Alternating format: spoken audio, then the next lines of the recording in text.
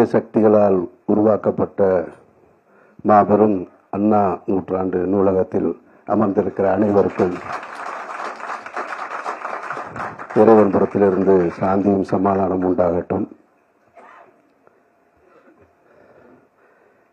ஈழ அரசியலை திருமுருகன் காந்தியை விட சிறப்பாக யாரும் பேசிட முடியாது என்பது எனக்கு ஏற்கனவே தெரியும். முழுவதுமாக அதை பேசி முடித்து விட்டு போயிருக்கிறதுக்கு முன்னாடி நான் வந்திருக்கேன். அதனால தான் அவரை பேச சொன்னேன். நானும் நிறைய அதில் தெரிஞ்சுக்கணுன்றதுக்காக. ஈழ அரசியலை பற்றியும் முழுமையாக புரிந்து கொள்ள முடியாத ஒரு ஆள் நான். இந்த புத்தகத்தையும் முழுசாக படிக்காத ஒரு ஆள். ஆனால் எனக்கு இந்த மேடையில் பேசுவதற்கு ஒரு வாய்ப்பு கொடுக்கப்பட்டிருக்கு. இந்த ஈழ அரசியல் அப்படின்னு உடனே எனக்கு நினைவுக்கு வருவது, ஈழமே ஒரு அரசியல் தான் அப்படின்றத நான் உணர்ந்தேன். ஒவ்வொரு காலகட்டத்தில் என்னால் உணர முடிஞ்சது. ஈழ அரசியல் ஒரு பல்வேறு மர்மங்கள் நிறைந்த ஒரு அரசியல். மர்மங்கள் நிறைந்திருக்கு, பல உண்மைகள் மறைக்கப்பட்டிருக்கு. இது மாதிரி நிறைய கூறுகளை கொண்ட ஒரு அரசியல் தான் ஈழ அரசியல். அப்படிப்பட்ட ஒரு நிகழ்வை தான் இன்றைக்கு நண்பர் அசீப் அவர்கள் புத்தகமாக வெளியிட்டிருக்காரு. நிறைய கீழே இருக்கிறவங்களுக்கு கேள்வி வரும், புத்தகத்தை படிக்கல அப்புறம் உனக்கு எதுக்கு இந்த மேடையில் இடம் அப்படின்னு. அரசு விழாக்கள் நடக்கும்போது நீங்கள் பார்த்துருப்பீங்க, திருவள்ளுவருக்கான பிறந்தநாள் விழாவில் திருக்குறளே தெரியாத அமைச்சர் கலந்துக்கிறது இல்லையா? அதுபோல தான் இந்த புத்தகத்தை பற்றி தெரியாத நானும் கலந்துக்கிறேன்னு வச்சு. அப்புறம் நான் யோசித்தேன், சரி வேறு எதுக்கு தான் கூப்பிட்ருப்பாங்க அப்படின்னா, சரி வந்தால் ஒரு 4 ஊடகங்கள் வரும் அல்லது வேறு ஏதாவது இருக்கும் இல்லையா அப்படின்னா, அதுக்கும் இந்த நிகழ்ச்சியில் எனக்கு வாய்ப்பு குறைவு. ஏன்னா மாண்புமிகு அமைச்சர் வந்திருக்காரு. ஸோ அதனால் அமைச்சர் கலந்துக்கிற முதல் நிகழ்ச்சின்னு நினைக்கிறேன். அதனால் அமைச்சரை பற்றி சொல்லும்போது ஒரு வார்த்தையை நான் சொல்லிட்டு அப்புறமா பேச்சுக்குள்ளே போகிறேன்.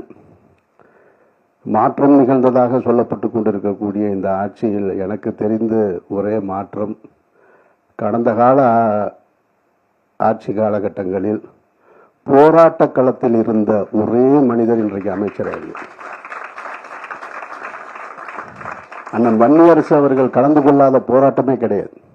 நீங்கள் எந்த போராட்டத்திலையும் முன்னாடி நிற்பாங்க. எல்லா விதமான போராட்டங்களிலையும் கலந்து கொண்டு தகுதி பெற்ற ஒரு அமைச்சர் இன்றைய ஆட்சி கட்டில் இருக்கிறார் என்றால் அது அண்ணன் வன்னியரசு மட்டும்தான்.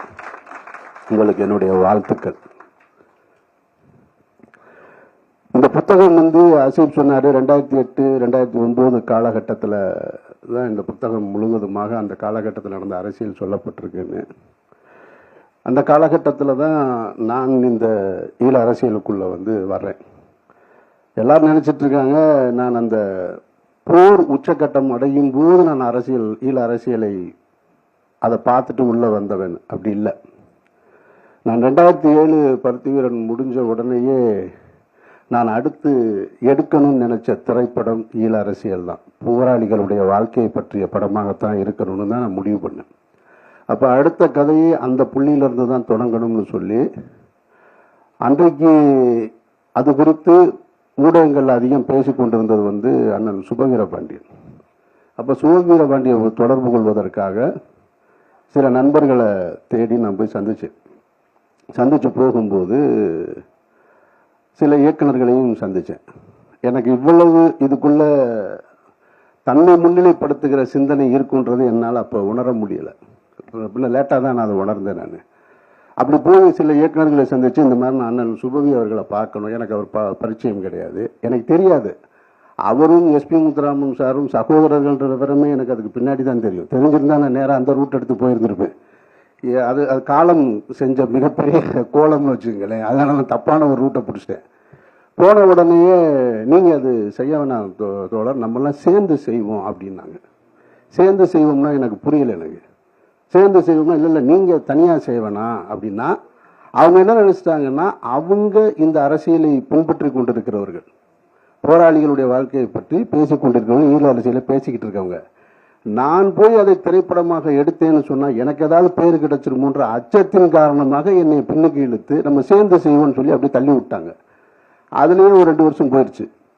2 வருஷம் போன உடனே 2009 காலகட்டம் ஆயிடுச்சு. அப்போ அங்கே போர் வந்து இறுதி கட்டத்தை நெருங்கிடுச்சு. உச்சகட்டமாக போர் நடக்கும்போது அந்த சூழலே இல்லை. அப்போ இந்த செய்தியை நான் ஒவ்வொருத்தட்டையாக சொல்லிக்கிட்டு இருக்கும்போது அப்படி தான் அந்த போராட்ட காலகட்டத்துக்குள்ளே உள்ளே வர்றேன்.